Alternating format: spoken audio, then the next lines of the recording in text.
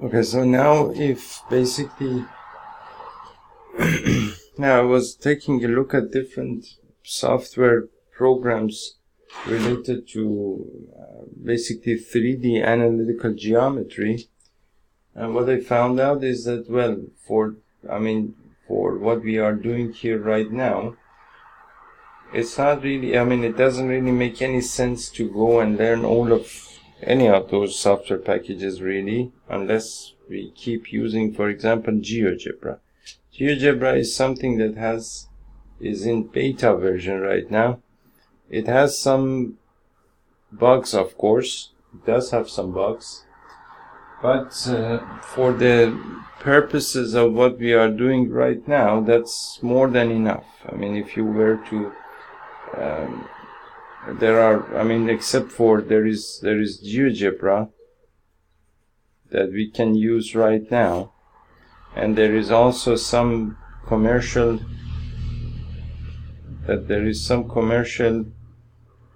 software programs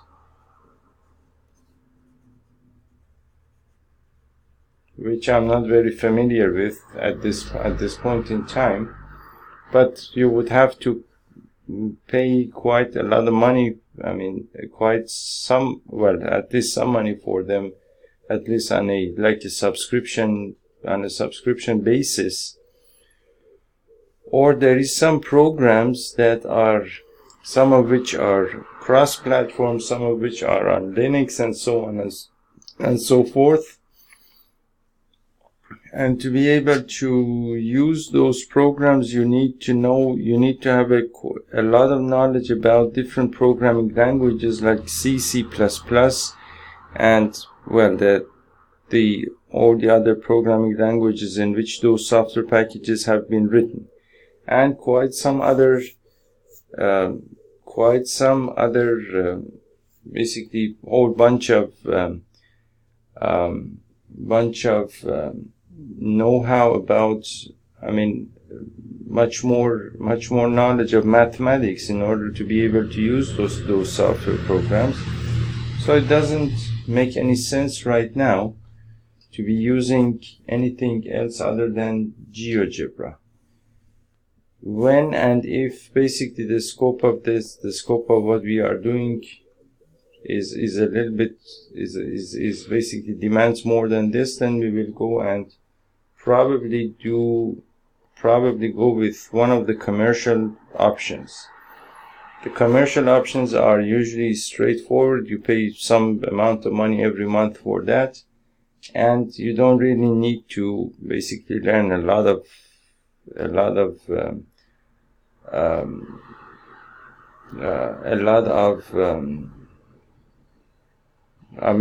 you don't really need to know much about programming languages except for the language of that package, and then you will be able to use it. Otherwise, going with the other open source versions, of course, is a great idea, but those open source packages come with a price, and the price is that you really need to learn the environment in which those software packages have been written, and that takes, well, I would say a lifetime. It would take at least a couple of years to get familiar with the programming language and the environment and the command format and the syntax and everything. So for now, what we can do is that just simply find some way to basically see these, have a basic understanding of the location of these points, and that's all about this. There is not much really here to worry about really. So now, if A is the right angle, then of course BC squared is then, if A is the right angle, then if basically BC squared if BC squared is equal to AB squared plus AC squared, if that's the case, then we can say that then the triangle ABC is a right triangle.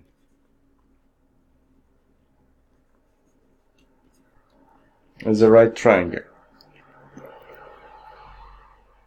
So now I'm going to assume that A is the right angle, and I'm making this assumption because based on this diagram, well, I would say that A is the right angle, but based on GeoGebra, I'm saying basically something a little bit different, meaning that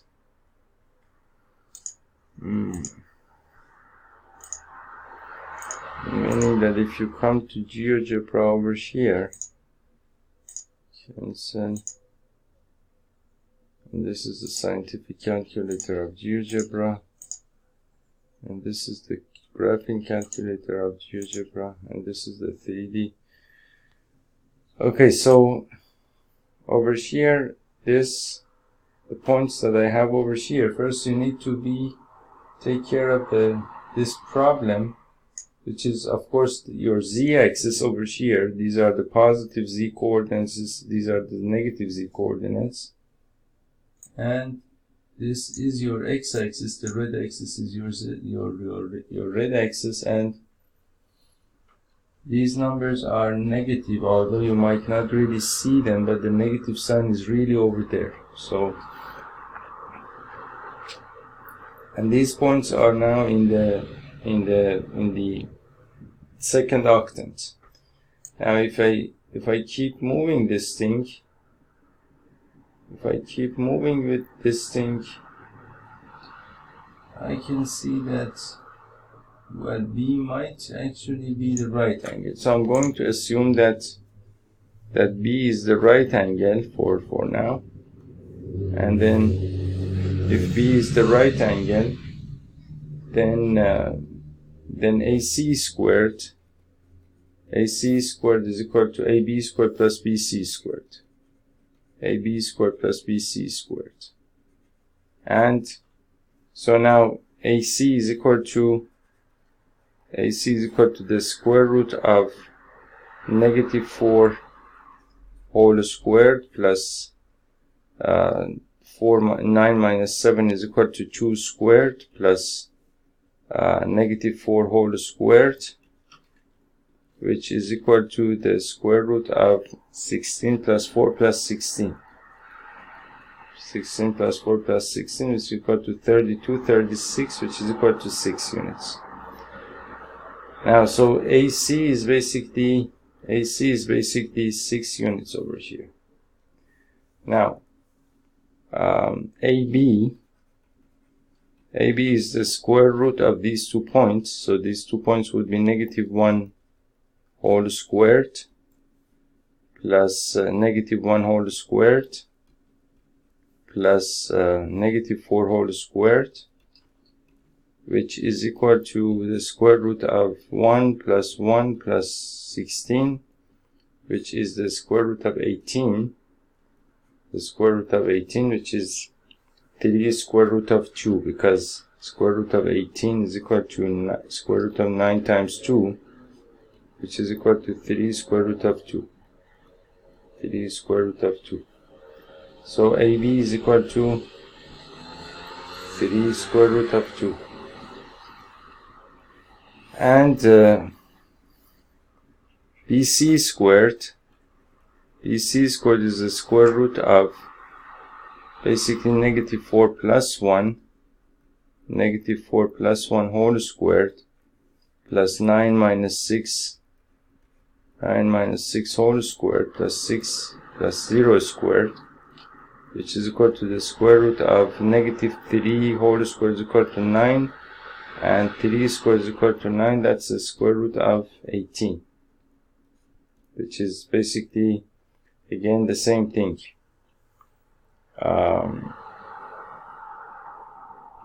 Which is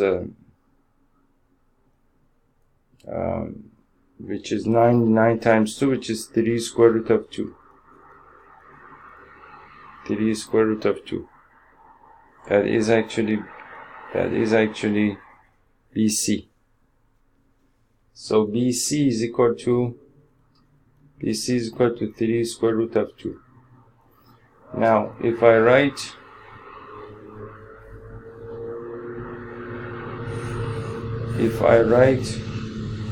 basically AC squared is equal to AB squared plus BC squared, that would be 36 is equal to AB squared is 3 square root of 2 whole squared, which is 9 times 2 is equal to 18, plus 3 square root of 2 whole squared is 18.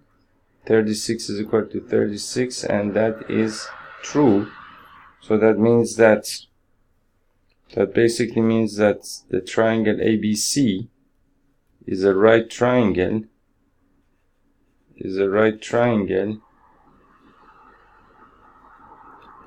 right angled at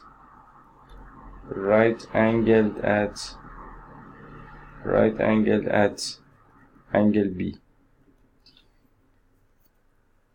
So it doesn't, so from this diagram you don't see it, but in GeoGebra you can see that this point is actually down here. When we want to show these points in this two-dimensional in this three-dimensional coordinate system drawn on a two-dimensional plane, then this point has to go a little higher than it is if you used, for example, GeoGebra, and that basically means that you see over here, these are the positive and negative numbers, and so you see, if I have the planes, I mean if I have the XY plane completely horizontal, if I keep it kind of completely horizontal, you will see that the point C comes actually down over here. But it seems that we are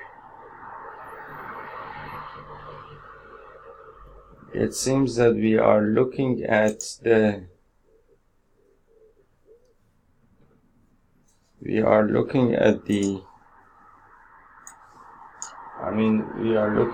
same,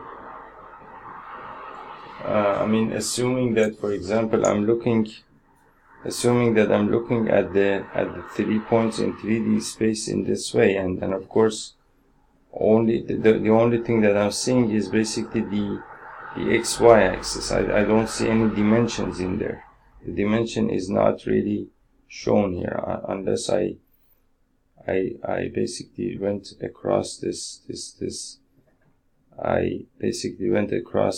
axis over here. Otherwise the dimensions are not seen. If I aligned the Z axis with the X axis, all that I'm seeing right now is the XY plane, the YZ plane. This is the points on a two-dimensional plane, and the dimension is not there anymore. Right now it's not there. If I change the angle over here, I'm still seeing some dimension, but with respect to no background. So if I want to have some background over here, I can go with some background color. For example, some background color like this, and say OK. And now I'm seeing some background color, but the background is now the background of the whole.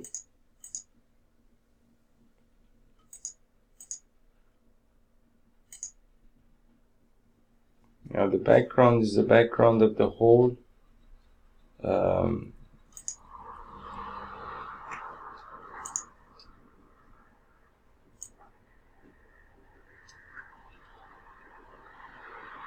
this is a little better right now. For example, I can use medium, for example, or I can use a small or medium clipping box size,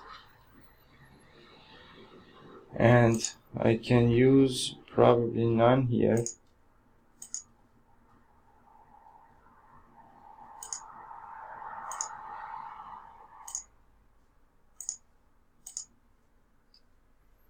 And let's see what happens now.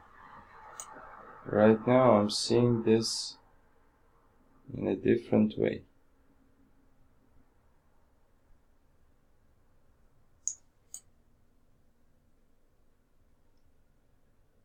Which is now in this direction is not right.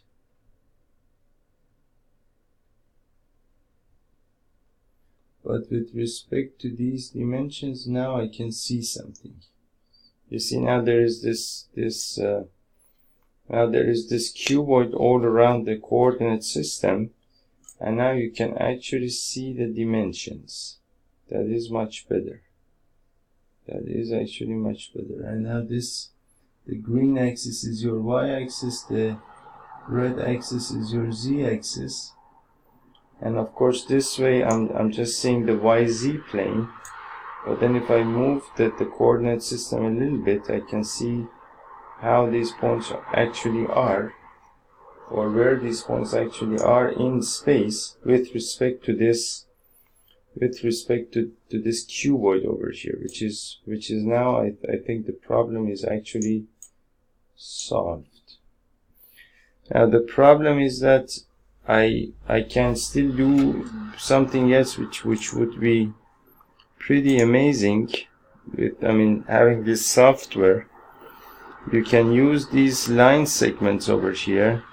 So you can use this segment and connect this to this, connect this to this, and connect this one to this one. And then I can go back to the calculator. So you see this F is equal to segment AB, segment CB, segment segment CA, and it actually gives you the length of those segments, which is basically what we calculated over here. 6/3 square root of 2 is equal to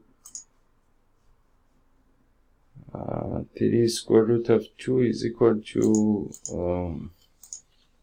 so 3 square root of 2 is equal to 4.24, which is what I think 4.24.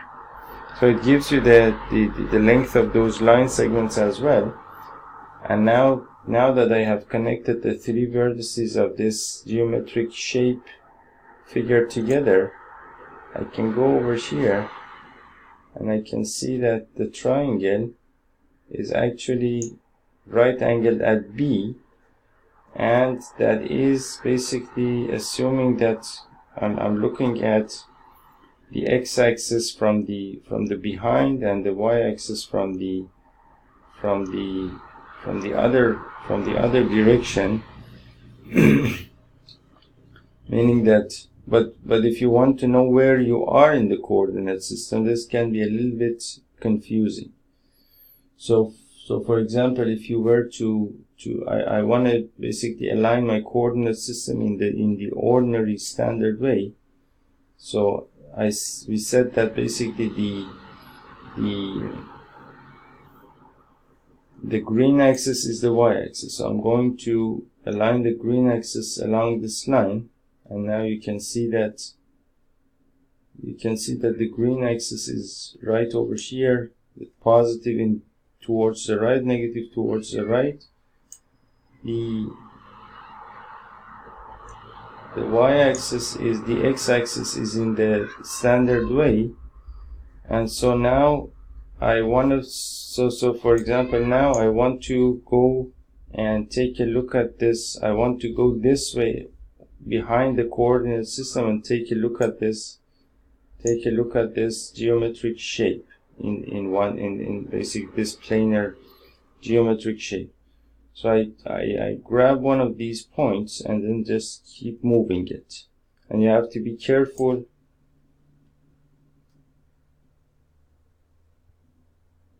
See, you see over here, you have to be careful how you keep moving it. And now I'm right behind the coordinate system and looking at the shape like this. So if you basically if you spend a little bit of time with this GeoGebra, you can actually do pretty amazing things with it. So right now, for example, your coordinate system is in the y-axis basically horizontal, z-axis vertical, and x-axis is right over here. But if I go back over here, you can see that I can see basically the angle B as a right angle over here, which is, well, pretty amazing. I mean, in your mind, you cannot do this kind of, I mean, I cannot do this kind of thing really, which is pretty amazing possibility. And again, if you were to do this with any other sort of software, you would need to know a lot about, for example, the programming language and the environment of that software, which would take you a long time to really master those things. So although this software program is in beta version, nonetheless, pretty great basically system really. Okay, so that's basically, for example, this example over here. So you do need to understand what you're doing really, not just plugging a bunch of numbers and calculating a bunch of things. You need to have a good understanding of what you're doing really. So the next question that you have is that you want to verify whether -1 to 1, -1 to 1, and basically 1 -2 5, 1 -2 5, and 4 -7 8, 4 -7 8, and 2 -3 4. These 4 points A, B, C, and D.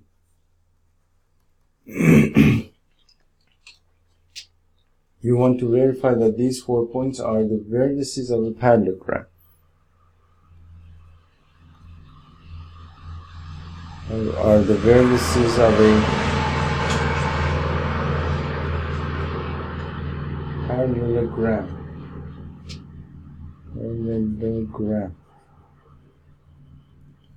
I want to check whether this word is actually right, because I checked parallelogram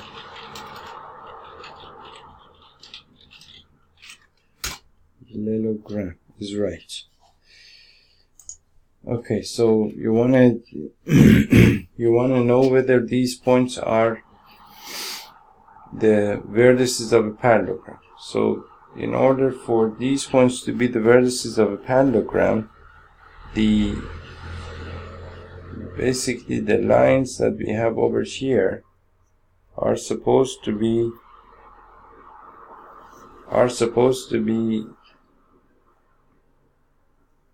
parallel, meaning that, for example, if you have a parallelogram over here,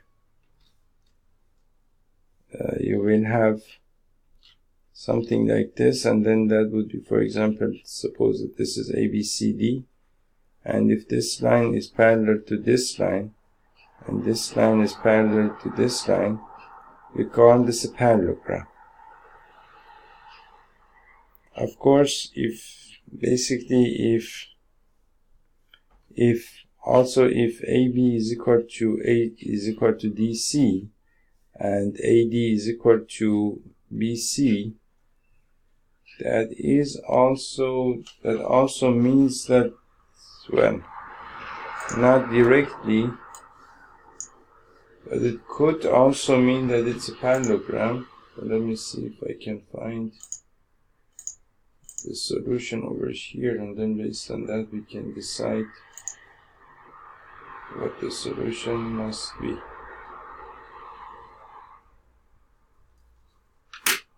So you have the Chapter 12, Introduction to Three-Dimensional Geometry, 12.2, number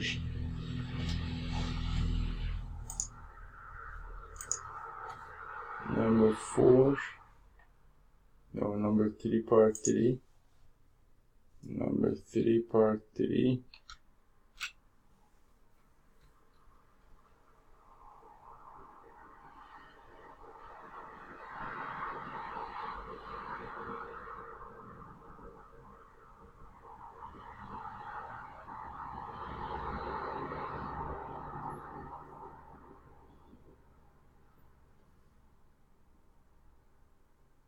okay. So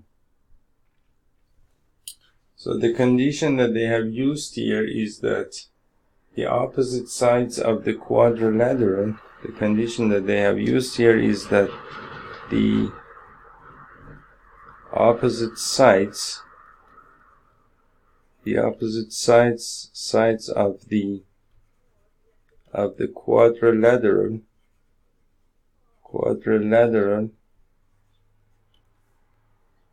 of the quadrilateral ABCD, whose vertices are taken in order,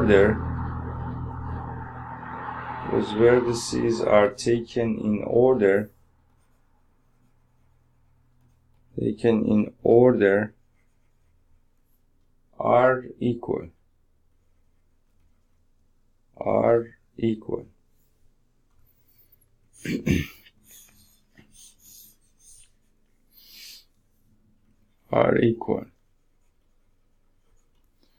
So now what this means is that the opposite sides of the quadrilateral ABCD whose vertices are taken in order are equal. So the vertices taken in order means that you have to know where your vertices are and take them in order, in the order that they appear in the, for example, three-dimensional plane.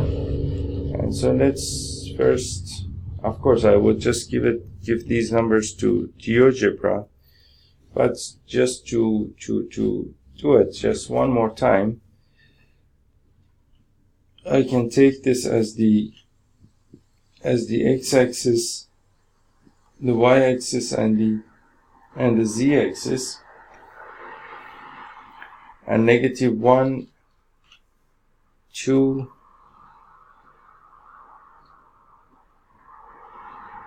-1, 2, and 1 would be this point over here.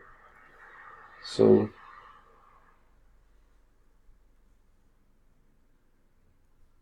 the point is basically this. This is one point. I call it, for example, you can call it anything. You can call it B for A, for example. I've called it A over here. And 1, -2, -2. Okay, so I need to basically draw this line over here and draw this line over here. 1, -2, and +5 would be 1, 2, 3, 4, and 5 over here. This is the line that I'm looking for.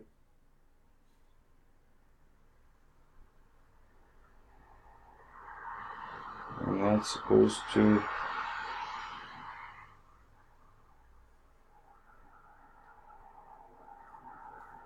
okay, so that is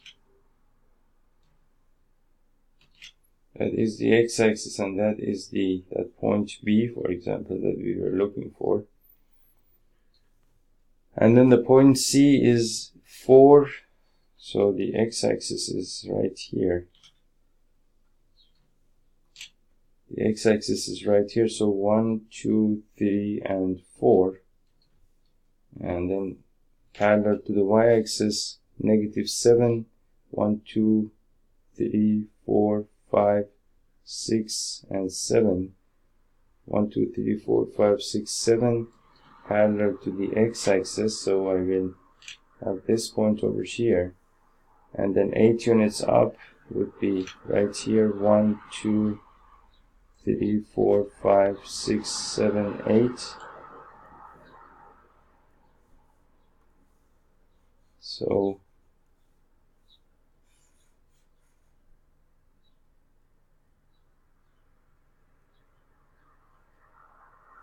I suppose that would be the point over here. This would be point C, and point D would be basically 1, 2 parallel to the x-axis in the negative direction. 1, 2, 1, 2, and 3. And this point over here, 4 units up. 1, 2, 3, and 4. This is the point D. And now basically what we have over here, and this is the y-axis, this is y prime. So now you can see that your points are right over here. This is way back in the second octant. These points are in the 1, 2, 3 in the fourth octant, and this point is also in the fourth octant. So now I need to have a way to go back here and look at these points somehow and see basically how they can be basically regarded as a parallelogram. In this basically configuration, I cannot do that. So what I need to do is use our friend GeoGebra. So I'm going to delete all of these things, and then, for example, let's say that you have this point over here, -1, 2, 1, and then you have another point, for example, you have another point 1, -2, 5, and then you have another point basically 4, -7, 8, and then you have another point, for example 2, -3, 4, and all the 4 points are over here. Now these are the 4 points that we were looking at. Now as you can see, I want to get rid of this thing over here, I don't need it. And as you can see now, the green axis is the y-axis, as we said before, and these are the negative y's, these are the positive y's, these are the positive x's, these are the negative x's. So, and the points are over here. Now I need to somehow go somewhere, at some angle, at some viewpoint, so that I can see what these points are, what these points look like. If I look at them, for example, from this point of view, I can go over here and choose the line segment and connect these lines together, these points together, I'm sorry. And as you can see, if I move over this, you can see that I have a parallelogram. Of course, now I messed it up. I can come back over here. I don't want to, okay. And you can see that this side over here seems to be parallel to this side. This side seems to be parallel to this side. But this kind of thing, you cannot actually see that in this coordinate system. If in this coordinate system I go in and connect these points together, let's see what we see. Where is that point? No, there is no, you see there is, I mean, the points are not going to be really 5, 8, 4. 1, 2, 3, 4, 5, 1, 2, 3, 4. So the points are not going to be represented very effectively, or I mean, at least you would not be able to make sense of the points over here. But over here you can actually make sense of the points, and you can see that, for example, if CB is equal to DA and BA is equal to CD, the opposite sides are equal, then you can conclude that this geometric shape is a parallelogram. So then what I need to do is basically just check whether BC is equal to AD, BC is equal to AD, and AB is equal to CD, and AB is equal to CD. And that is basically all that we need to do. So I'm going to make a screenshot of these points and see what we can do here.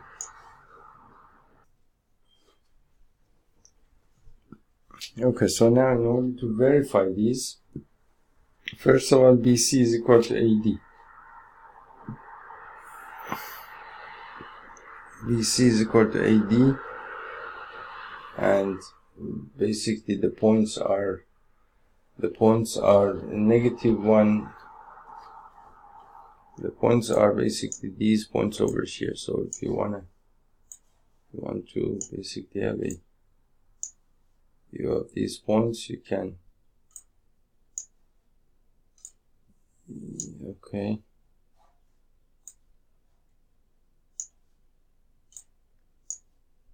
So these are the points. Now if BC is equal to AD, so then B and C, BC would be these 2 points over here. So this would be basically 4 minus 1, which is equal to 3 squared, plus -7 plus 2 is equal to -5 squared, plus 8 minus 4 is equal to 3 squared. That is equal to the square root of AD. AD and these 2 points over here. So 2 plus 1 whole squared, plus -3 minus 2 whole squared, plus 4 minus 1 squared. So that is equal to 9 plus 25 plus 9. That is equal to the square root of 9 plus basically -5, that's 25, plus 3 squared is equal to 9.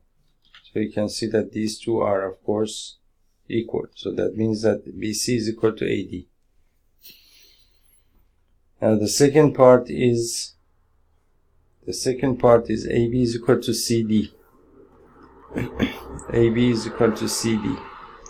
And in order to show that, AB is basically these 2 points. So 1 plus 1 whole squared, plus -2 minus 2 is 0 squared, and 5 minus 1 is equal to 4 squared, is equal to the square root of CD, which is 2 minus 4 is -2 squared, -3 plus -3 plus 7 squared, plus 4 minus 8 squared, and that is equal to basically the square root of 2 squared plus 4 squared is equal to the square root of 4 plus 7 minus 6 is equal to 4 squared. 4 squared is equal to 16, and basically -4 squared is equal to 16, which there seems to be something wrong here. So let me do this again.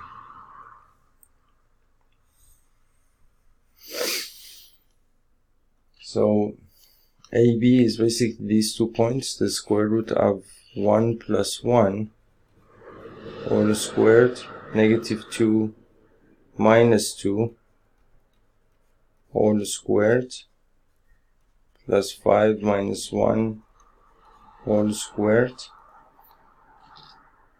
and that is supposed to be equal to CD, which is 2 minus 4 squared plus negative 3 plus 7 squared plus 4 minus 8 squared. And that is equal to basically 2 squared plus negative 4 squared plus 4 squared. That is supposed to be equal to negative 2 squared plus 4 squared plus negative 4 squared. And that these two, as you can see, are equal because 2 squared plus negative 4 squared. Let me write this way. So 2 squared is equal to 4, that is 16 plus 16 is equal to basically 4 plus 16 plus 16, and these are equal. That means that AB is equal to CD. So what that means is that BC is equal to AD.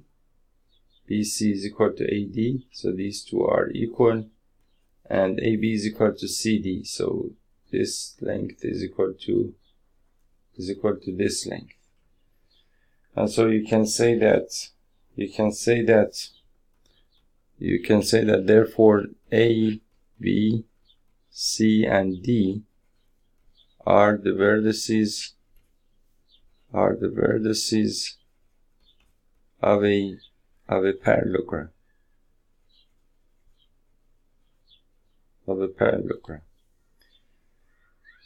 So for example, that is basically how you solve this kind of problem. Okay, so the next question that we have here is we have another problem. You want to find the set of all points. You want the equation of the points equidistant from these 2 points A and B. So of course I tried to solve the problem, but it seems that I made a mistake over here, so I'm going to do it again. Well, it's easy to solve this problem, meaning that using the condition that you have in the question, you can simply solve the problem, and meaning that write the equation for the problem. The condition here is that you want the equation of the point of the point equidistant from A and B. So if you're looking for example, let's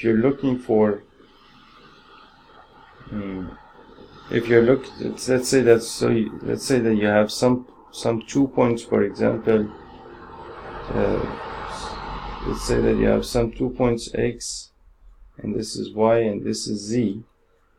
And let's say that you have these 2 points, for example, A and B over here, somewhere in space. And then you want to find the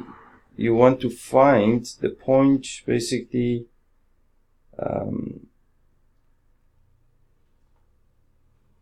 you want to find some point equidistant from both of these points.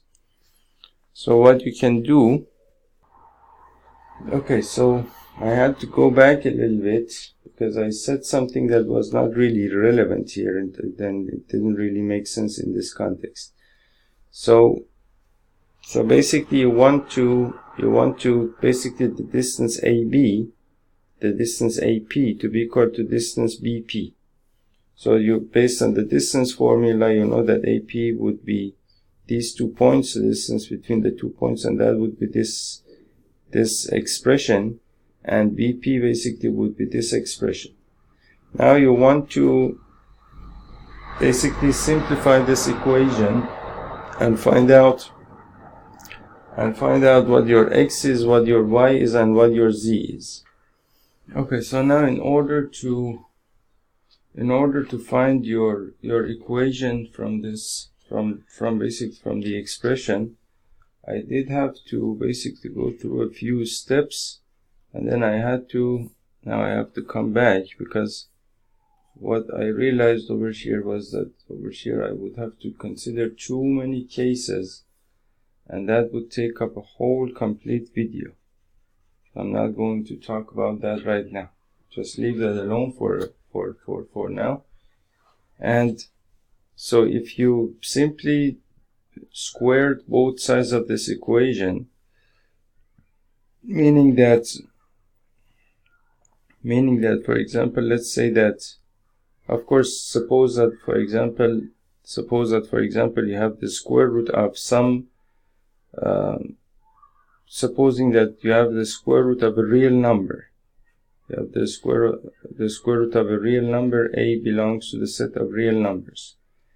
This is going to be some positive real number, and of course a has to be greater than or equal to 0. That you already know. Supposing that a is greater than or equal to 0 and a belongs to the set of real numbers, then the square root of a is going to be some positive real number. Some is going to belong to the set of real numbers, and the square root of a also is going to be greater than or equal to 0. So now if I have some number over here, and basically so and also we said that the argument of this square root function is supposed to be a positive number. So what that means is that if I have the square root of a, and if I squared it, what I would get is basically simply a. And we are going to do the same thing over here. I wanted to talk about all of these cases over here where you basically there are two different situations where you want to square a square root function and so on and so forth, but that would take up so much time of this video, and I don't really have all the material put together. I would be wasting your time, I would be wasting my time, so I don't want to do that right now. But simply, I mean, to keep it simple, when you square this side of the equation, you will get the argument of the square root function without any changes, and you will get the argument of this square root function without any changes. Now once you have that, what you can do is that you can simplify this a little bit, meaning that you can write this as x squared plus 1 minus 2x plus y squared plus 4 minus 4y plus z squared plus 9 minus 6z is equal to, over here, x squared plus 9 minus 6x plus y squared plus 4 minus 4y plus z squared plus 1 plus 2z, and that is, these two are equal. So now I can simplify x squared with x squared, y squared with y squared, and z squared with z squared. And so I will have negative 2x and negative 6x taken to the other side of the equation becomes positive 6x. Then you have negative 4y, and, well, of course you can simplify these two, you don't have to really write them, and you have negative 6z minus 2z. So this is taken care of, these are taken care of. And then you have 1, 4, and 9. So 1 plus 4 is equal to 5, 5 plus 9 is equal to 13. And over here I have 9, 4, and 1. So that's again 1 plus 4 is equal to 5. 5 plus 9 is equal to not 13, 1, 4, and 9. So 5 plus 9 is equal to 5 plus 9 is equal to 14 actually. Is equal to 14. And over here, so over here I have a 14, and over here I have a 14, so I can just simply cancel them out. So then I don't have to write that either. And so now everything here is taken care of, and so this is equal to 0. So that means that 6 minus 2 is equal to 4x minus 8z is equal to 0. Divide by 2, you will get basically 2x minus 4z is equal to 0. Sorry, divide by 4. You can divide by 4, and you will get x minus 2z is equal to 0. And the answer over here is x minus 2z is equal to 0. And let's actually go through this. Let's actually plot these points in a basically three-dimensional coordinate system and see what we get over there. So I want to use GeoGebra, and if I go to this tab and delete all of these things,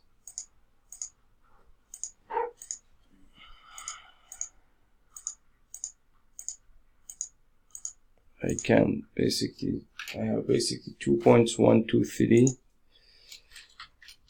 I have 2.1, 2, 3, and I have another point which is 3, 2, negative 1, 3, 2, negative 1, and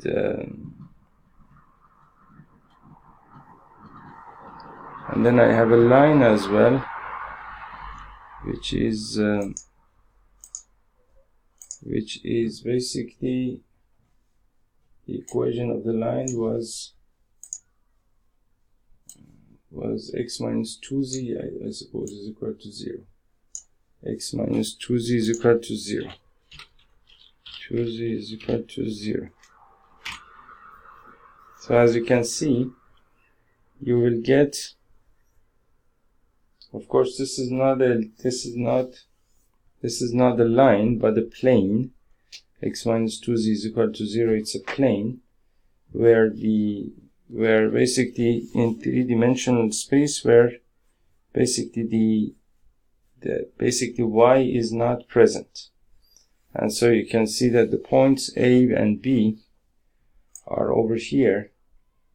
So this is basically, as you can see, this is the xy plane. This plane over here is the xy plane, and this is the positive y direction. This is the negative y direction. This is the positive x direction, negative x direction, and this is the z-axis. Now the points, as you can see, one of them is above the xy plane, one of them is below the xy plane, and then there is this plane that goes exactly between, well, not exactly, but it goes through the origin. The y coordinate is basically where y over here is 0. So the point actually goes through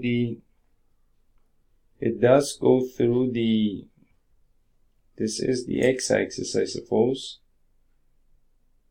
This is the x-axis, and this is the y-axis, as you can see. So you can see that the plane actually goes through the y-axis, and it's at an angle between the 2 points, and so it's equidistant from the 2 points, meaning the perpendicular distance of this point and this plane, and this point and this plane are going to be the same.